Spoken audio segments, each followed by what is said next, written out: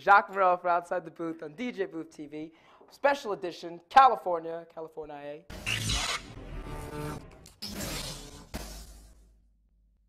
I'm here with Jenilee. Hello. How are you? I'm good. Hello, how are you guys? Wow, so you just fresh off NBC Sing-Off. Not fresh off NBC. Yes, it was the last TV stunt that I did, but yeah, it was Like being on TV.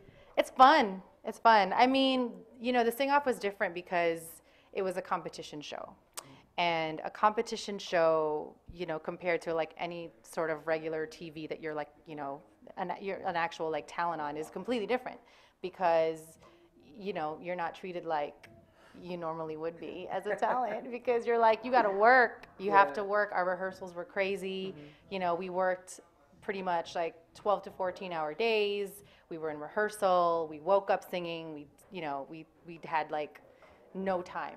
But it was a lot of fun, and, you know, it was a great experience. It really was. I mean, I met some amazing people and, you know, learned a lot, grew a lot, and, you know, and I'm still friends with the girls and the guys that were in my group. So I say that in and of itself is pretty damn good. Still being friends with the members of your group, especially for someone that has been in two groups. Oh, yeah. Has toured, has done this, was signed.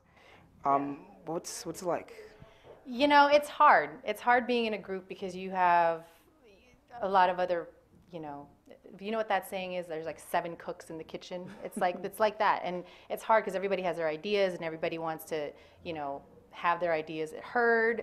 And it's hard to work with people sometimes when it's like everybody's just fighting. So you have to really, really want to make it work, and you have to really, really want to be able to, you know, listen to each other.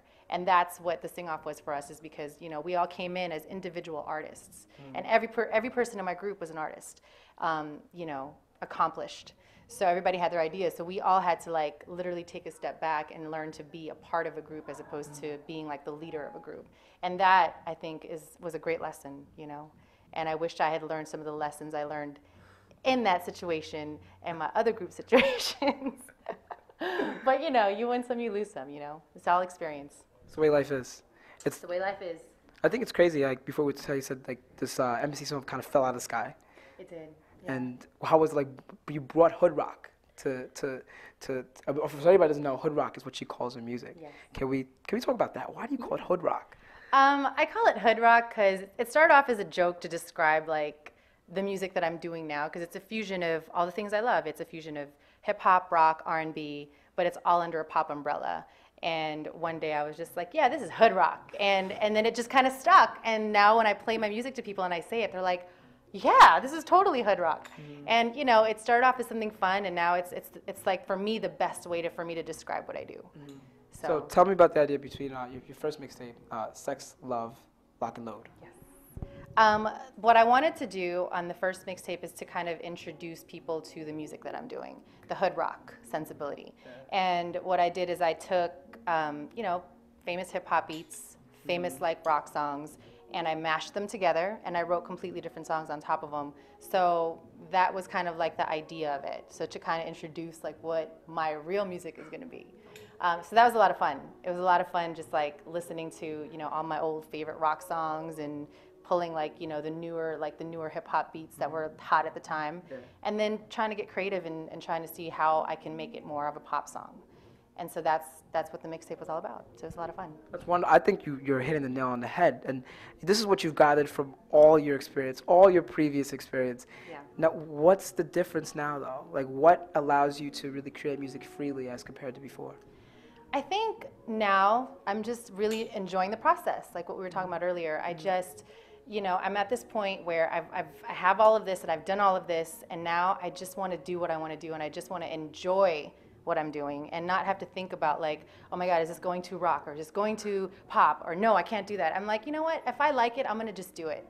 And I'm just really enjoying it, you know, and there's no other way to describe it except for that. So, okay, so before I was trying to get her to tell me about the title for your second tape. We're gonna leave off that, okay? Well, but can you tell us what we can expect for your second mixtape? The second mixtape is gonna be real sexy. It's gonna be a little bit more on the darker side, but it's gonna take on a more sexy role. And that's been a lot of fun too, just writing that, just because it's, you know, it's allowing me to kind of dive more into that side of me, which not very many people get to see. So I'm learning a lot. Yeah, yes, exactly. the very few percent. So it's fun because I'm in the studio writing this stuff, and I'm like, my God, do I really want to say that?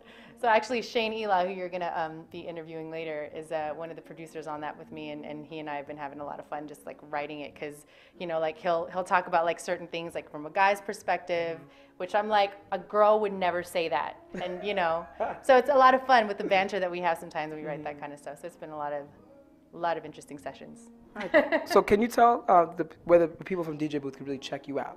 Yeah, DJ Booth, we'll definitely have it up on DJ Booth, but you can also go to my website, which is iamjenilee.com.